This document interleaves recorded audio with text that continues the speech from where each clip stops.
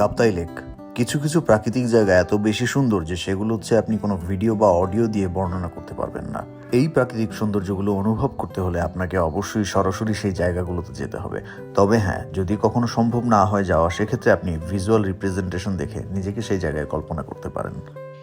এখন আমরা যাচ্ছি কাপ্তাই লেকে, হাউস বোটে করে একটু ঘুরবো। অ্যান্ড মোটামুটি এখানে কাছাকাছি একটা চাকমাদের বাজার আছে, ওই বাজারে যাব। তো আসা যায় আমাদের ভাড়া নিচ্ছে 500 টাকা। যদিও বোটটা অনেক বড়, সুন্দর একটা হাউস বোট। তো চলেন আপনাদেরকে দেখাই। কাপ্তাই ঘুরতে গেলে কাপ্তাই লেকের ঘাটে কিন্তু আপনারা এই ধরনের হাউসবোটগুলো দেখতে পাবেন, যেগুলোতে করে শেষ বিকেলে বা সন্ধ্যার আগে আগে কাপ্তাই লেকটা ঘুরে দেখতে কিন্তু দারুণ লাগে। এই ধরনের বোটগুলোতে আপনারা যদি কাপ্তাই লেক ঘুরে দেখতে চান, তাহলে আপনাকে ঘন্টায় 400 থেকে 500 টাকা গুনতে হবে। ভাই কি অবস্থা, কেমন লাগতেছে কাপ্তাই লেকে? কাপ্তাই লেকে আমার বরাবরই খুব ভালো লাগে। আমি গত কয়েক মাসে কয়েকবার আসছি। কাপ্তাই একটা অসম্ভব সুন্দর জায়গা বাংলাদেশের আমি প্রায় সব জায়গায় ঘুরছি। তো কাপ্তাইয়ের প্রতি আমার আলাদা একটা আবেগ অনুভূতি আছে। এইটা মানুষের আসা উচিত।